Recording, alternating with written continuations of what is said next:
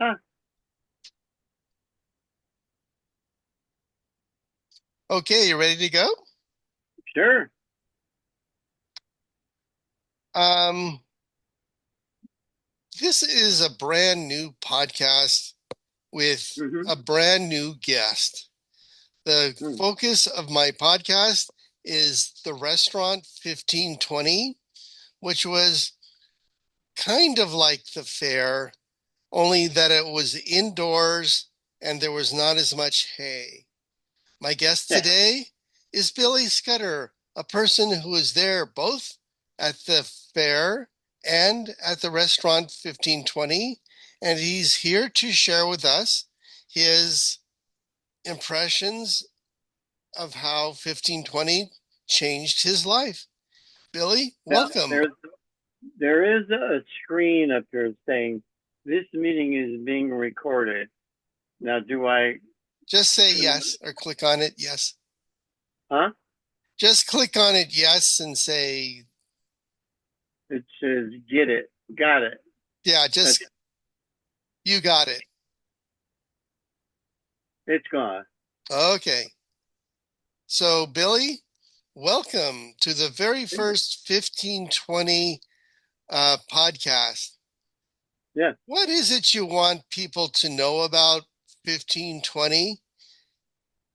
Well, I think what I want to know is I want them to feel the enthusiasm I developed over the course of 3 years with a group of people who all participated with such a fervor that you couldn't stop once the show was over. Can you give me a little background on how you discovered this group of people? Well, I was working at the Renaissance Fair in California in 70, and we were doing the Dickens Fair, which was a new event. And because it was an indoor event, it always felt like night.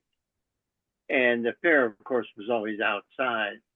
And but the Dickens Fair had this kind of mysticism of being in Dickens because of the feeling of everything and the old building and everything like that.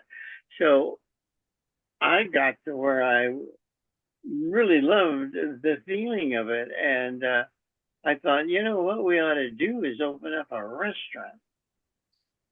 And they said, oh, no, we can't do that. Too much trauma and too much work. And I thought, well, that's a shame because the work is incredible. So the next year, I decided when we were finishing up the fair, the Dickens Fair, that I would get a group of people at the Southern Fair in Paramount Ranch to get together once a week and we would talk about how we can do this. So we would talk about what kind of adventures they had had looking for a place and that was kind of interesting, but it was a way of keeping everybody together. And one night I had a call from a girl named Kathleen, and she said, Billy, I think I found it. And I said, what is it? And she said, it's a dinner theater about Henry VIII in Anaheim. And I went, oh, wow. Well, I said, give me their number. And I called them up, and this guy Blooms, who is a notorious gangster in the sense of business, just like Trump, you know. And he only did what he wanted. And so he said, "Yes, come on, I'd love to meet you." So I went out there, and the minute I walked in the door of this place, it looked like an old English pub, all wood everywhere, and it wasn't very big. It would seat maybe 125 people. And so I went, "Oh, this is great." So I said to the guy, "Well, we can do this. Let me hear, you know," and he played a tape about what they were doing. And I could see it was just basically a sing along with people around the campfire, you know, and it was all that kind of music. It wasn't period in any way.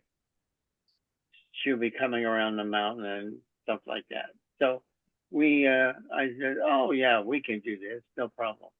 So whatever he asked me, I was so hooked on this being the spot. I couldn't say no to anything. And I said, Can no, I we can ask do, you, I'm sorry, can I interrupt for a sec? anything. Who were the people from Dickens Fair that were sort of the core group that was meeting every weekend or every week? Every week, once a week. And so there was a guy named Richard Johnson.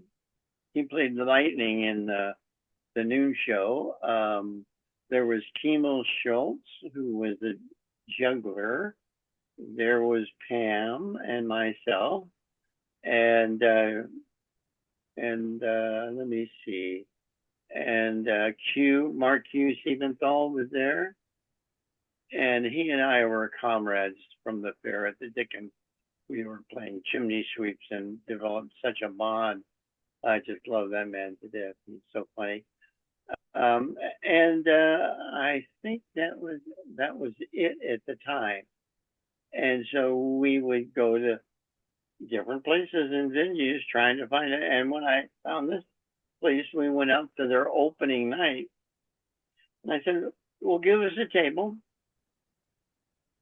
And they put us in the last table in the place, you know. So they didn't include us at all in what was going on. So I said after a while, well, nothing, we're not being used. Let's just leave. And they said, yeah, sure. So we left. And then after we left, I got a call from him saying, well, why'd you leave? And I said, well, you weren't using it. So what purpose was our presence needed? Well, then we want you to come back. You're costumed and everything. And we said, of course.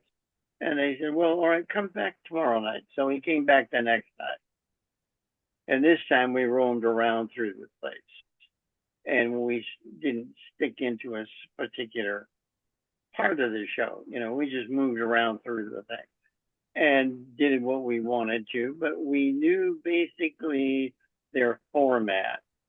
And there was this brilliant man who was playing the part of Will Summers, who was Henry VIII fool. And he had a huge voice. And he could bellow out unbelievable tones. And I went, oh, what a great voice. So I kind of followed his format and the way he designed the show, because he just did what he wanted to, and it was like an explosion because it wasn't in any kind of order. And I thought, well, it's got to get it into order. So I said to him, well, we can do the show. We'll do you a song that we can do that's part of your night's activities. And they said, okay. So we took over the night and took away the show from that guy. And the guy loved what we were doing. And but I remember the guy that was emceeing it took the musician with him. And I said, oh, no. We got to have the musician. You can't just stand in an empty room, you know. Oh, so, you know, they let us use a musician, and it was perfect. And people loved it, and it didn't interfere with their show. And so by the end of that night, he said, when can you start? And I said, we've already started. And he said, well, can you be here tomorrow night? And we said, yeah, we'll just have to arrange what we're being paid to do this, you know. So we gave him an incredible deal. Four people a night, and it would be $100. And $125 each. yeah. That is pretty incredible. And so, you know, because we were all just trying to find this thing, you know. And so once we decided that we could do it, we did another night where we took it away and did a couple of their songs. And he just went nuts. He said, well, I'm going to send all these people home and you can start Monday. or the next week, whatever it was. So we did, and we started doing one show a night, and then we got to where after a week it jumped to two shows a night, because everybody wanted to be in this place, and it became an incredible, successful experience for the audience. What were some of the early audience participation bits that you did in the restaurant? Well, what we would do is we would start by saying, "Your Majesty, the king is but 2 leagues away. Drink hail," and we would teach everybody how to do that. And I said, whenever you hear the song "Drink Hail," everybody takes your drink and says, "Wassail," and you take a drink. And so everybody was getting drunk. So in about, I would say, half an hour, the enthusiasm was so ingenuously infectious that you couldn't walk in that room without being affected by what was going on. And so I directed the show in such a way that they had a script of the show, the songs they were doing, and I put them in an order. That's all. And I put them on the back door that went into the bathrooms Mm-hmm. with a list of all the songs we were doing. And if we were running the show, we would say, "Oh, what's the next one? I don't know. Look at the door."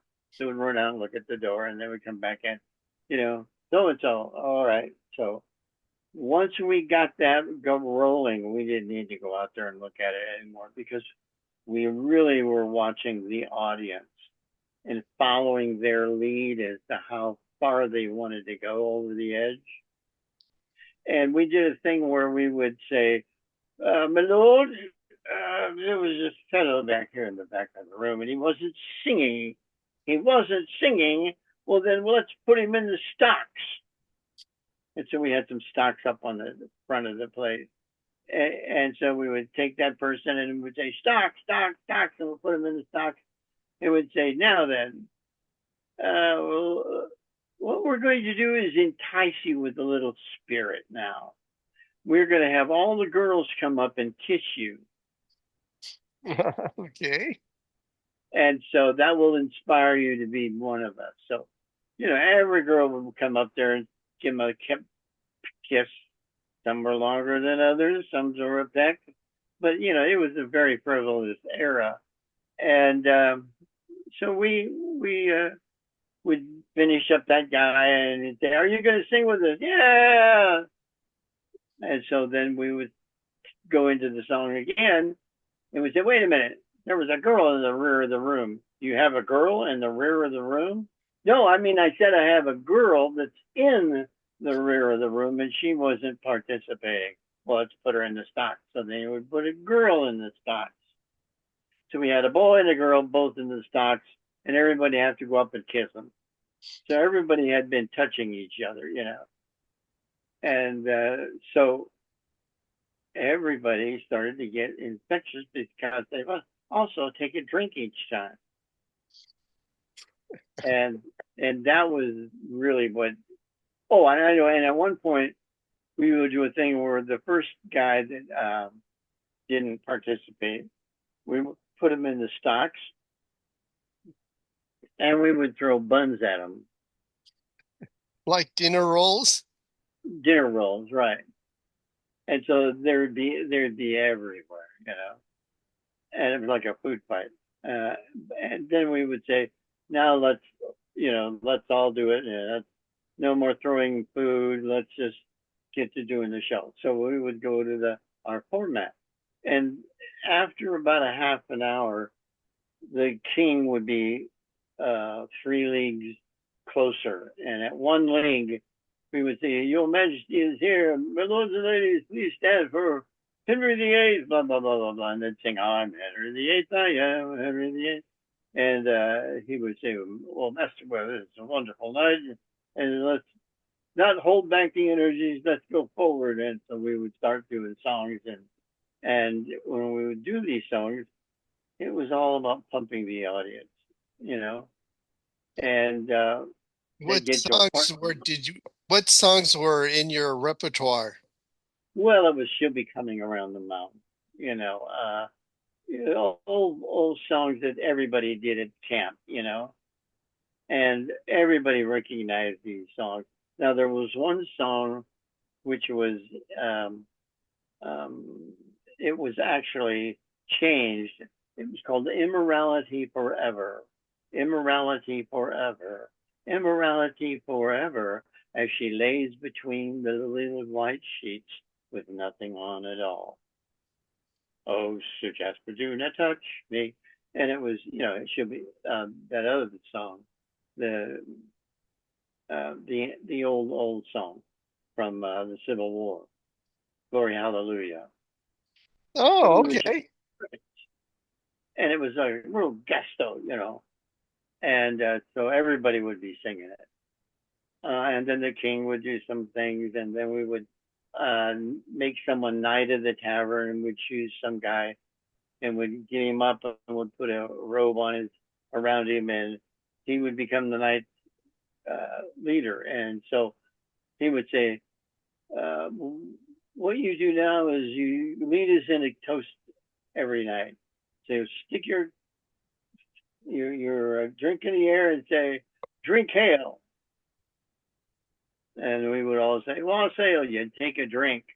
And the minute you started drinking, the place would go quiet and we could stick in the line for the next thing because you wouldn't be able to get it in otherwise because it would Okay. be too much noise. So anyway, that was what happened. And it was just unbelievable enthusiasm. Can I ask a more Mm-hmm. technical question? Sure. Was it all you can drink and all you can eat for one price?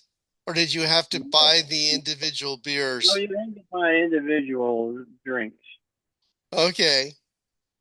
and And, they were in big flagons, mhm. and it was mostly beer anyway, but wine, there was wine, and Was and food? mead. We Oh, okay. don't work on mead. And was the food any good? No, no, the food was horrible, and that's why people didn't mind throwing it.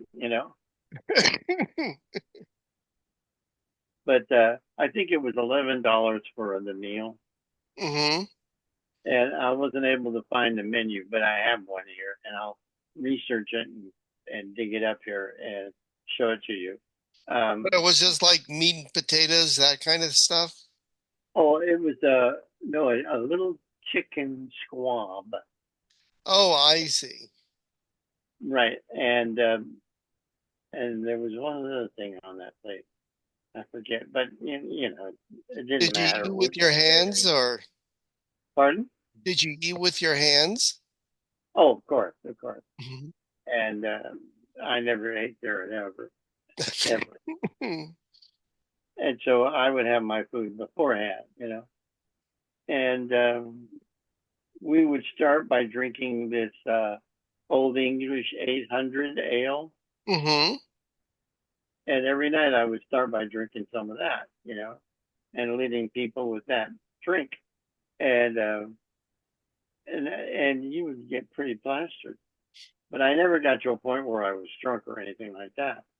Um, but the enthusiasm for what was going on is what motivated everybody, and it was unbelievable. The atmosphere was mayhem. What do you think made people willing to play there more than in other places that you would just go and eat dinner? Well, because we told them, Oh, okay. this is what we do here tonight. Everybody's going to sing along, and if you don't, we're going to throw you in the stocks. So all of that was preset with these ideas. And and we get a girl and a guy right away, so that they would be all, smug about playing. Oh, it's a peck on, well, whatever. But everybody was kissing each other. Which well, so it's sort of like the fair, and you're just told the queen's coming and you're here to have fun. And then Yeah, just yeah, go with that. yeah. So every night would be mostly an improvisation because we had the format and we knew where we were going, and we had all the music orchestrated to be in such a way that it really was an incredible experience. Did you have waitresses who also participated in the show? And they called them pinchable winches. Uh-huh. But you can pinch them, but they may pour a flagon of ale on your head. Did they also like have a number of, could they sing a song of theirs where they were like the star of that one song? Oh, of course, of course. We sang the song from Oliver. Um, uh, God, a great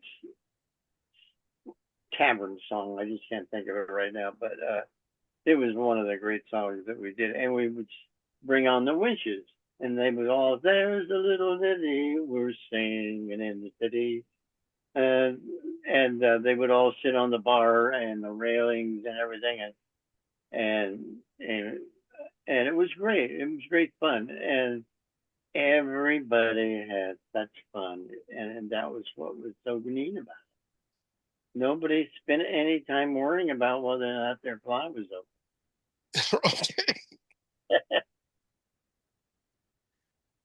Did you use a lot of fair people once the restaurant got going? Did it But once we provide? got going, we had nothing but a crew of fair people. That was the four guys. They were all from the fair, and so we had a rapport with each other, and we would all drive out there in our little Corvair, and then drive back home at night. And we would stop at 21 pie place and Mhm. have pie after the work, and everybody loved us coming in because we would just sing and play, and everybody got drunk again. And we all tipped big, so everywhere we went, we had a following of people. What what were special bits that you did with Q? Q, well, Yeah. he was Master Bates, Uh-huh. and he would always say funny things that would, oh, by the way, Master Bates, yes, sir, and so everybody kind of giggle at that. And he brought up the line, well, your Majesty, or will we found a woman in the back of the room. You had a woman in the back of the rear of the room? Yeah, no, no, I have a woman who wasn't singing.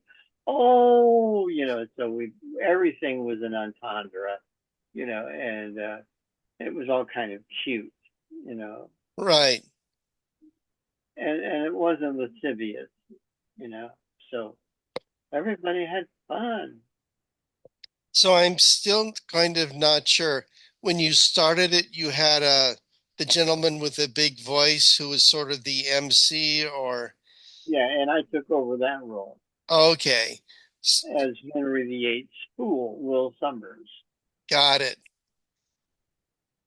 And I took most of the dialogue of what he did and put it into a way of getting to all of the parts that everybody had to know about.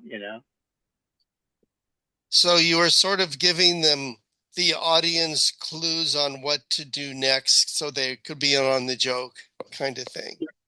Sure. And the most important thing was the joke Hmm. and what we created in that moment.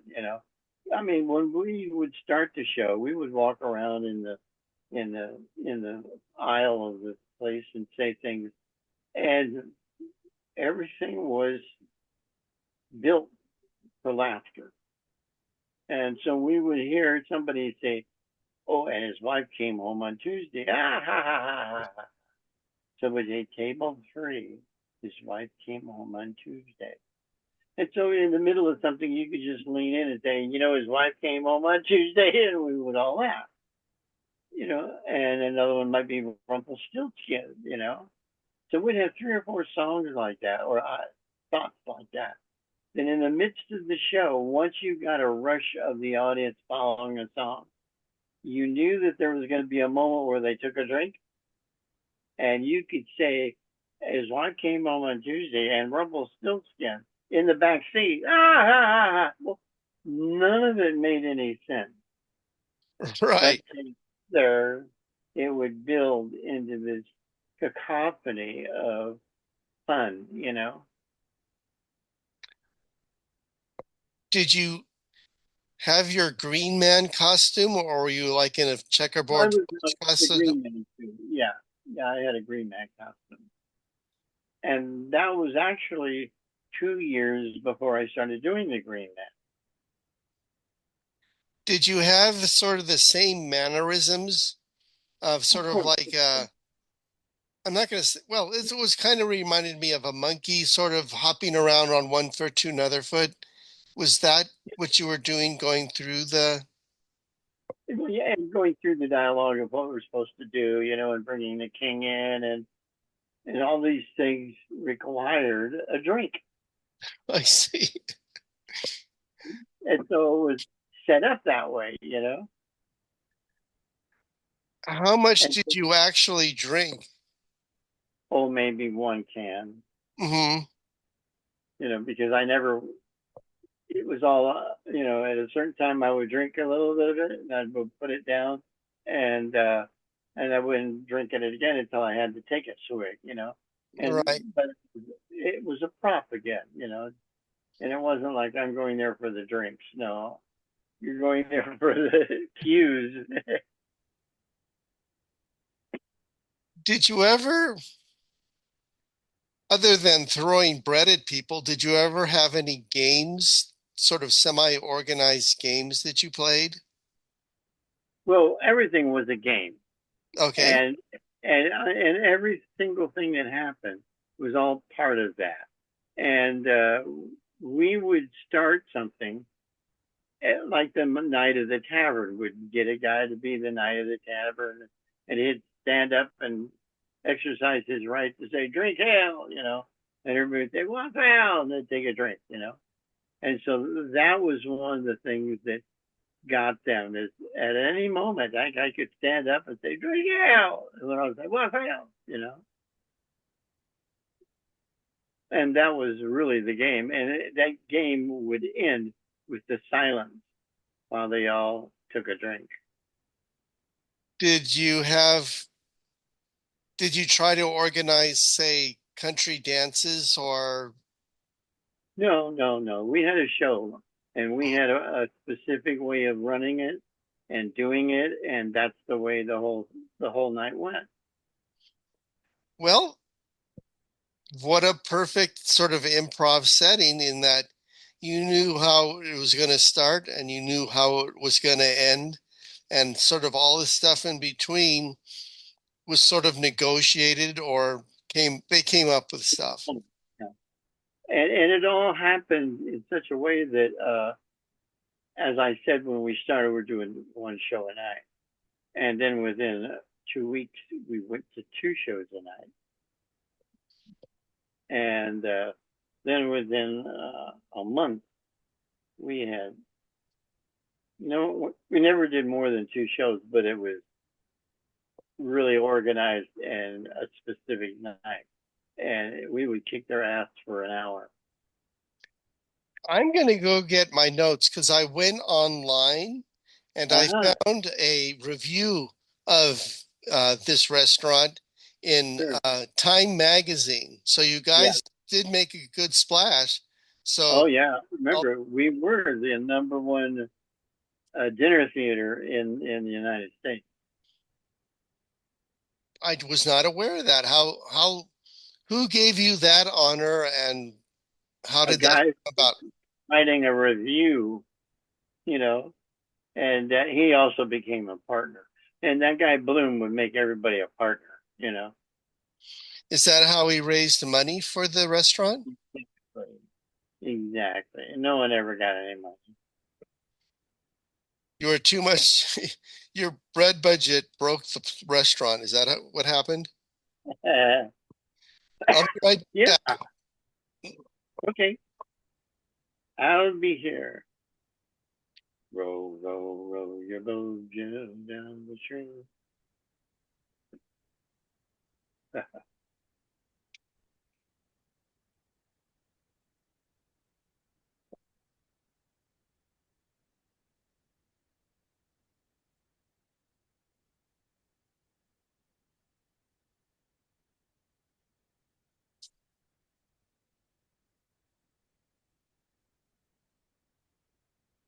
I had a slight costume change.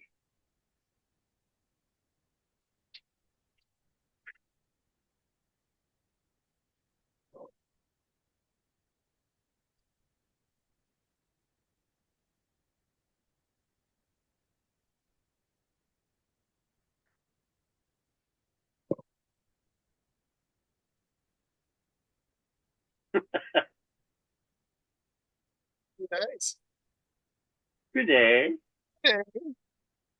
So what I think I'm going to do is read to you from the Time magazine dated Sure. November 27th, 1972 first. Mm-hmm. And I will read it and feel free to make comments on what's being written. Okay? Mm-hmm. Good evening. For tonight, you are back in 1520, where women are second-class citizens. With that greeting, male customers are ushered into the 1520 AD restaurant in Anaheim, California, where Old English fantasy, audience participation, and a big helping of unabashed male chauvinism are on the menu. Yep. Women are ordered to walk 6 paces behind their escorts into a paneled banquet hall where spoons are used for banging on tables, and the diners themselves played leading roles in an outlandish floor show. That's right. You'd say that's accurate? That's it. And the men would be walking in first, and then their dates would be behind them, and that's where our knights would come up behind them and walk with them.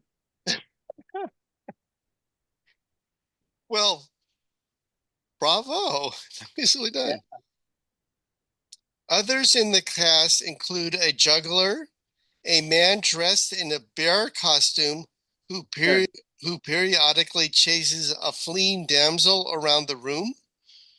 Right. Right. Right. That was the bear act, and there'd be a woman, and she would the chase would start chasing her. Oh my God, what are we doing? And then of course one of our knights would jump up and say, I don't save you now, and of course jump in front of him and hold him down. And the guy who was doing the bear could do um oh this well, I can't think of his name now. Jack Binney. So he would do the voice of Jack Binney inside the bear suit. And he would always say, and remember, only you can prevent forest fires. And it was all sticky stuff. And a bevy of pinchable wenches who wait on tables and dance on them too. Mm-hmm. Presiding over all is a reincarnated Henry VIII brought back to life at the boisterous age of 29.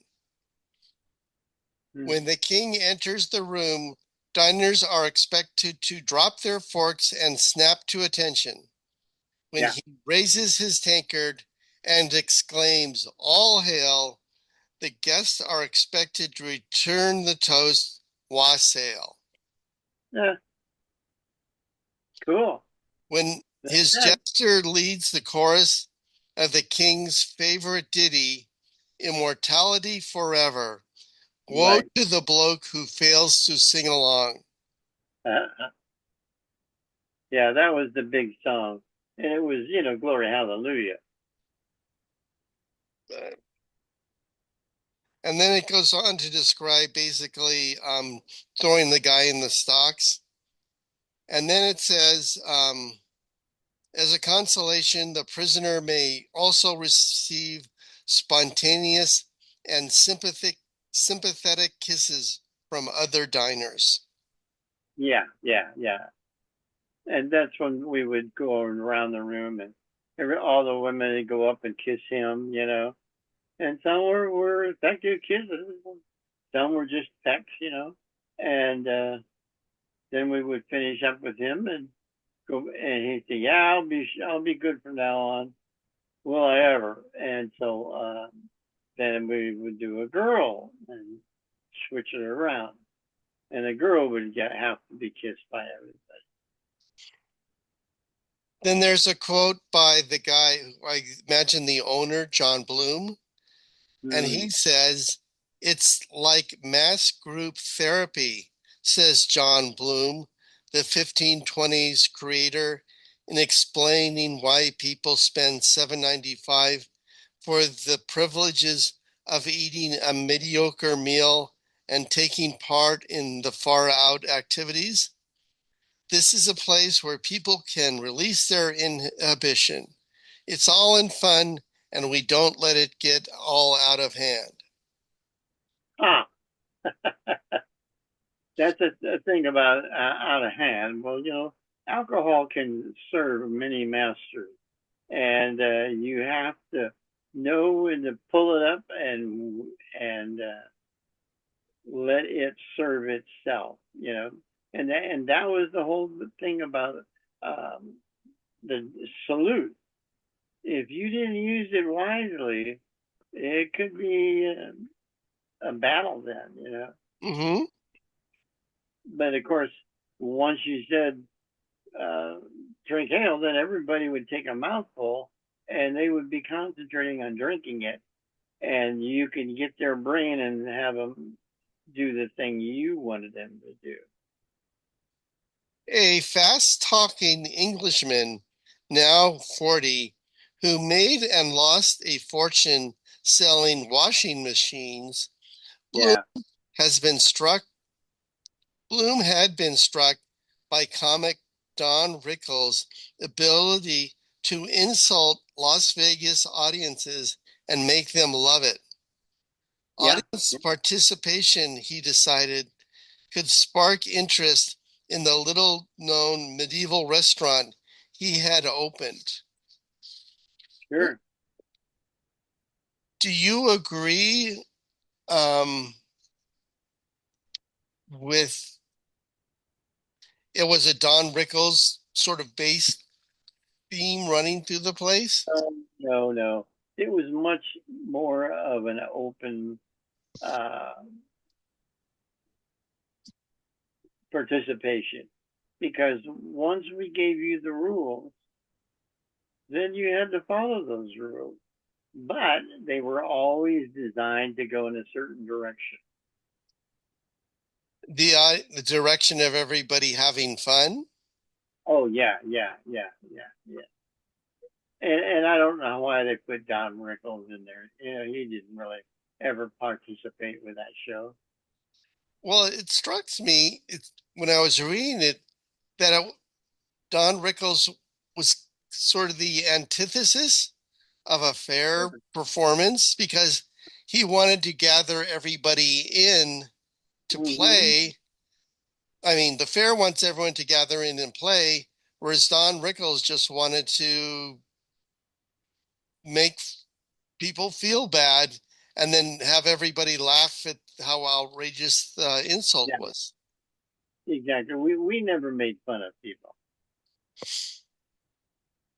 Being a mime, and that became one of my fortes of never making your audience uncomfortable. Right.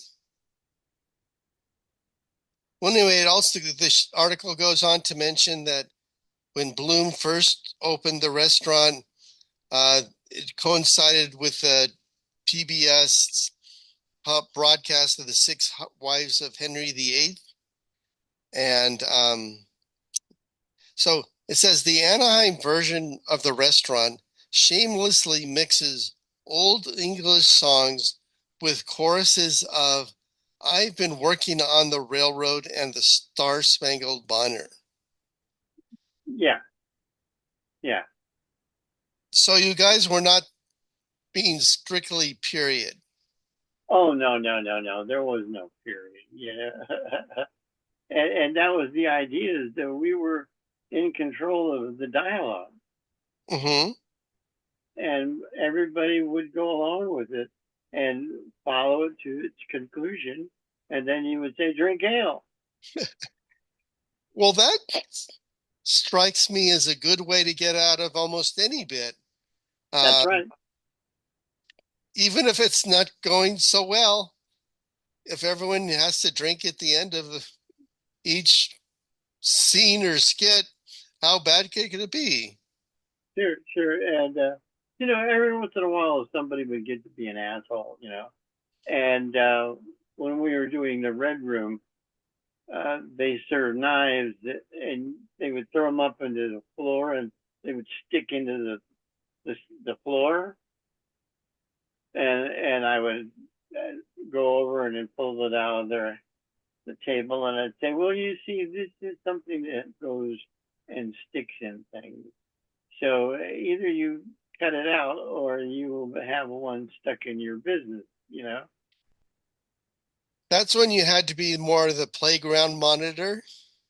That's right. That's right. That's right. And that's what you had to do, is take over. I know that once we got our room open in Anaheim, they decided to get a bigger place, so they opened a restaurant on La Cienega, and we did 1,000 people a night in there.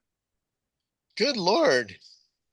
Yeah, and we had one cast, and we would take J. Paul the King, and we bring him into the gold room, let him do his thing in the gold room.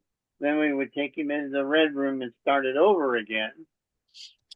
And and So you then recycled the king? yeah, we reshuffled the king around different room to room, and we did 6 shows that night in each one of those rooms. Um, the article then concludes Bloom and his associate writer Dawad Alani. Who was he? Shit, he didn't know shit. Uh, But see, that was all they written down by Dowd to get people, because he had written a cookbook for orgies. That guy, and so I'm not aware of that book, to tell you the truth. yeah, I have it somewhere in our archives. Yeah, but Bloom would say anything to get it to be the way he wanted it to be, because he was the only person doing an interview. He made sure if somebody from the press was there, he'd be the one talking to him. Sure, sure, sure. I know one night J. Paul decided that he couldn't be the king anymore, because the Bloom guy was going to fire his girlfriend from being Anne Boleyn, and so J. Paul held the stage and said, "This may be okay, but it's not okay to me, because I'm an American." And he took over the cast and the storyline.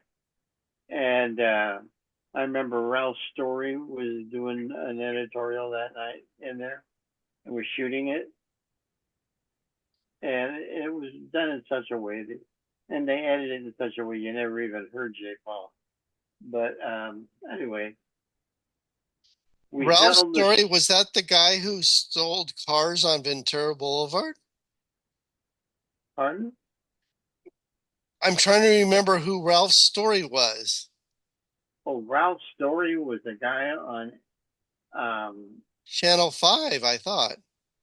four, one of Okay. those local station, and he did, small little interviews with things, and he was a wonderful man. And so J. Paul gave Trump the finger, but you never saw it. Right. And it was just edited in such a way. And what they did is, at that point, we had another cast in Anaheim, Uh-huh. and so drove that guy all the way up to our show to finish the night as Henry VIII. Well, I guess if you're have a different king in every room, you can kind of get away with it. Well, you could, and the point was is it's not that historical drama. We could do whatever we wanted, and it worked for us because that's what we wanted it to do. But once we opened up the club in Anaheim, they said, "Well, we're going to get another place," and they got the bigger place in LA, and that was fabulous. And but it was huge. And then we decided, well, let's open a restaurant in San Diego. So I developed a way of training these people, and I would send them around to the clubs, and I know I would teach people to improv, and I would say, improv is the thing that really is the mortar for this show. And if you don't learn to improv and learn how to use it to your advantage, you're going to lose half of your show.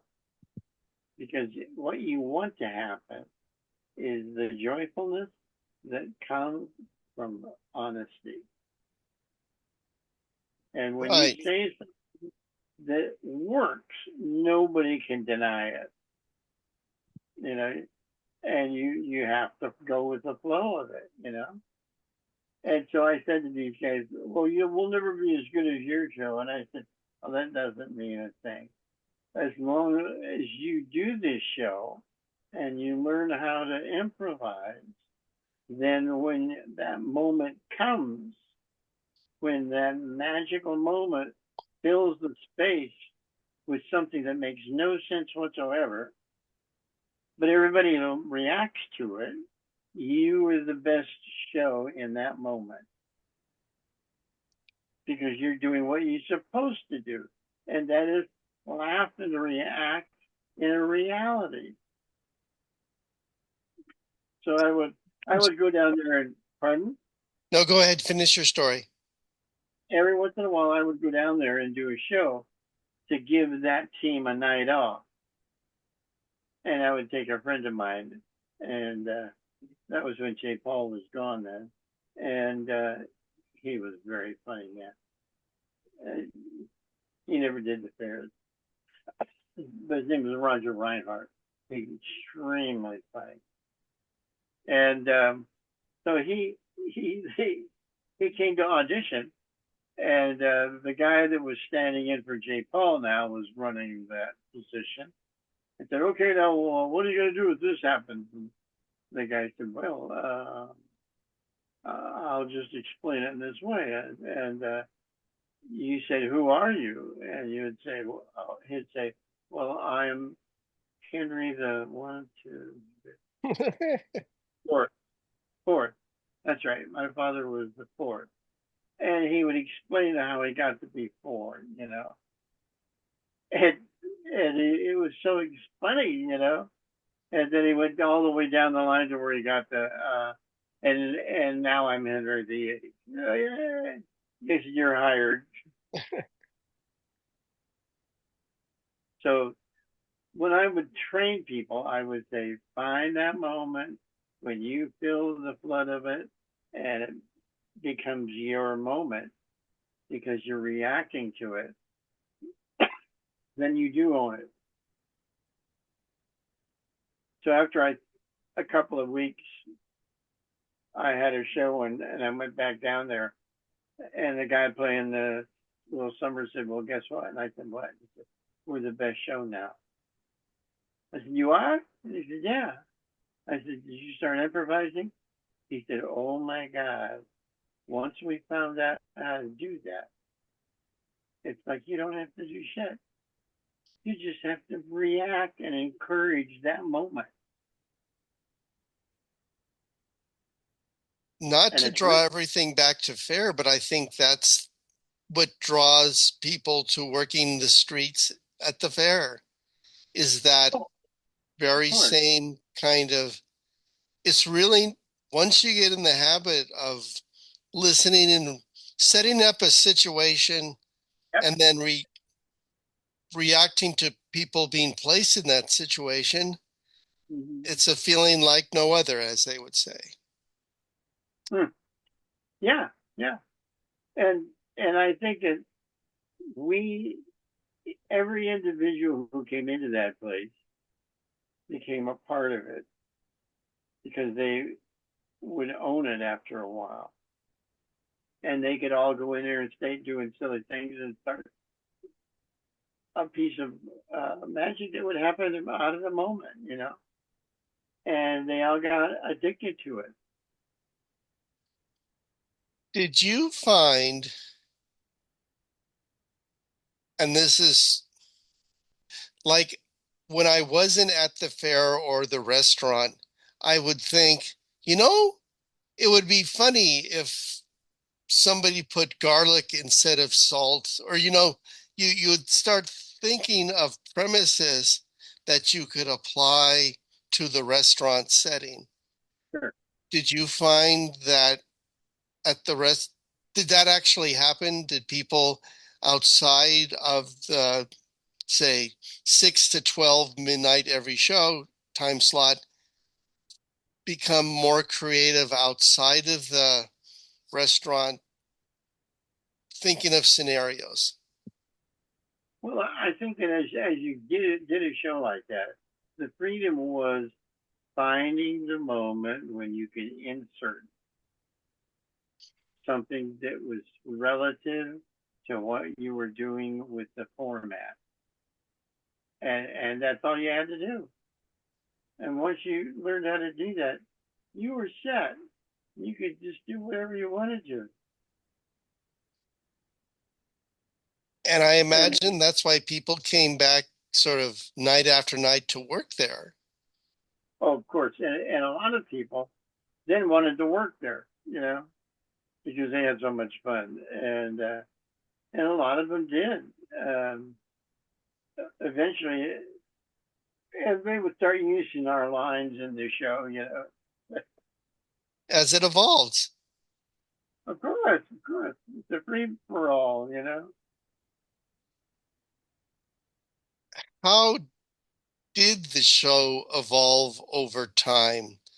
Getting, was it basically always a series of songs, or Sure. did you ever, did the show ever evolve into um, anything else? No, but it could have. It Mhm. depends on who was in the audience that night. And if there was a night at the tavern, I remember one night there was a guy in there, an old Jewish guy. He was so funny, and he had a flowered hat, a Henry VIII hat, and a more top tunic kind of thing, and he was hysterical. And I have pictures of me standing there, agog with laughter, and and and he's going on about something, but he was just brilliant. And that would happen, and then you would just feed him, with Right. anything that, and that was the idea. Not to be too gloomy, but since Pardon? there's not any 1520 restaurants today, what sort of made it become less popular, or why isn't it still around? Well, I think for one thing, we couldn't kiss women in the stocks anymore, Okay. because that was AIDS and all kinds of fictitious, problems with that. So we couldn't do that anymore. And that was a big chunk of that camaraderie, Mm-hmm. was being loose enough to kiss everybody. And you'd have to rewrite it into a more I think, a looser format so that you could use other things. But that style and that particular story storyline was only work when it did what it did. So Are there any famous 1520 alumni out there in Hollywood who started there and MacGyver. and used the improv skills of 1520 in other aspects of their career that you're aware of? Oh yeah, yeah, yeah. He MacGyver became a huge star. His last show is the oh god, porthole thing where they go through the space and time, and he stopped though talking to us. And another game, Gregory Harrison, who was really a fine man and a great singer, and we all learned to just sing a good song. With, I every night I sang Danny Boy, and everybody would be bawling at the end of it. So there was one shift in the whole song theory. Is when I would talk about Danny Boy, I would tell the story and the man and his son dying and blah blah blah. As I recall, your original goal in show business was to be a crooner. Yeah, yeah, that's right. So you had some serious crooning skills to display. Oh yeah, yeah, yeah. No, no, no. Yeah, I knew how to sell a song, and I had several girls that would have to leave the room when I sang it because it would make them sob. Uh, well, I'm sort of beginning to run out of words. When you were kind enough to say, sure, I'll talk about 1520, was there something that you tucked into your mind that you said, I have to be sure that I mention such and such? Um, if we haven't Quaaludes. mentioned it, what is there anything that you have neglected to mention that you were looking forward to mention? No, I think the show itself was what it was, and the enthusiasm of the people getting caught up in that moment is what created that incredible enthusiasm for it. And once it happened, it was awesome.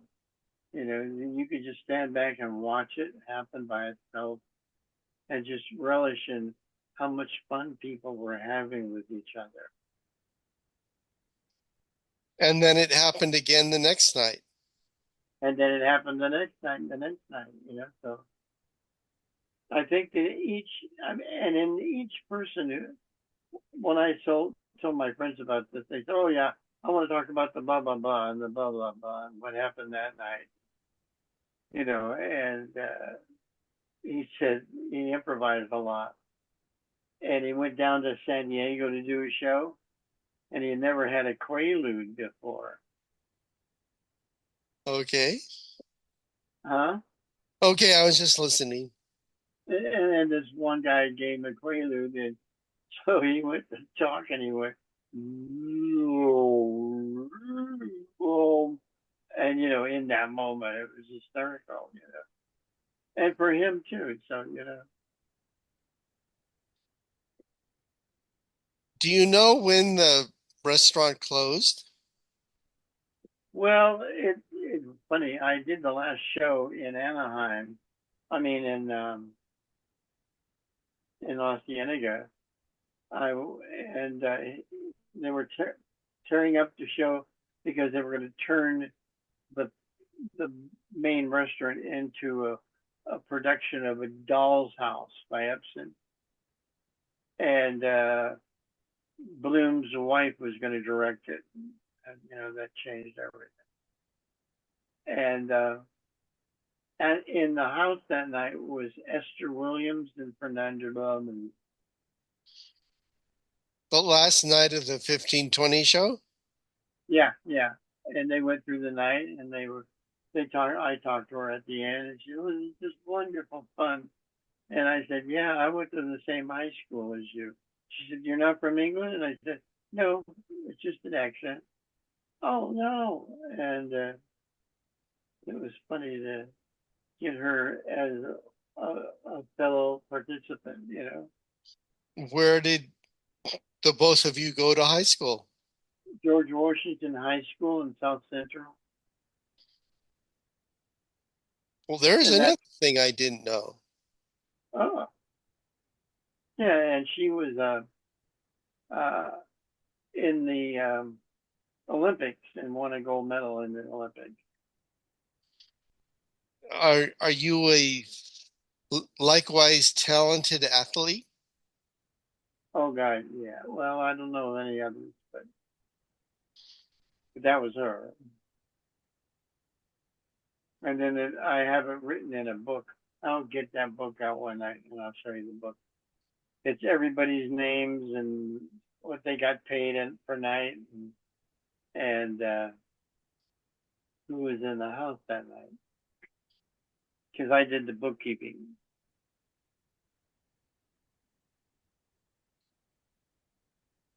I imagine it was a useful source of income for many fair people to keep them going between fairs or Oh, it between was. weekends. Oh, it was. It was so nice to have a place and you like doing it. On a more technical level, did people tip very well? Oh yeah, because of course I never got the tips.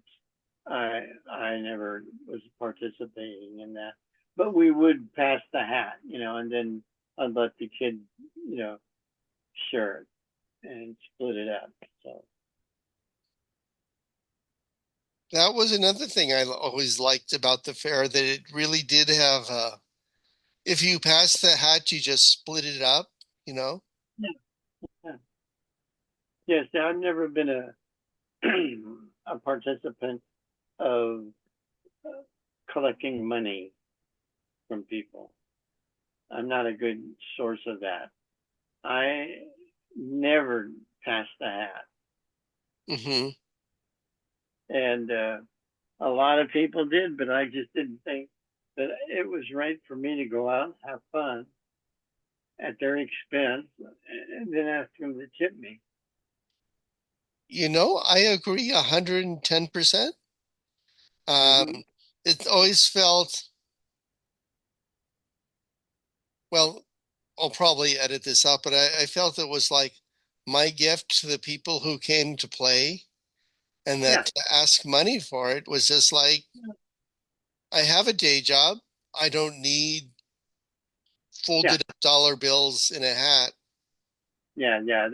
That's the way I looked at tipping, and so I never made much money as a collector of funds, and so I learned how to work for the people where they didn't have to tip me. I got a salary, and that was good enough. That's good enough. Yeah, because when I worked at Knott's Berry Farm, I started working there in '77, and it was 7 hours a day, 5 days a week, and then I would go home. But I didn't have to pass the hat, but I was getting $75 a day, and that was phenomenal for a person who falls down. Right. It's slapstick comedy.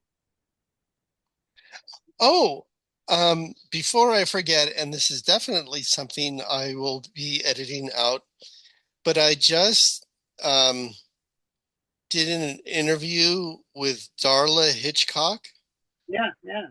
and she remembers actually a fool's party that I believe it's your daughter went to, and Uh-huh. she described the most brilliant Halloween costume I think I've ever heard of. Yeah. She, I guess it was her and her boyfriend at the time. They basically came up with a door on Yes. wheels, Yes. and they were Yes. the people who were answering the door and then handing out candy. Yeah. Yeah. Yeah.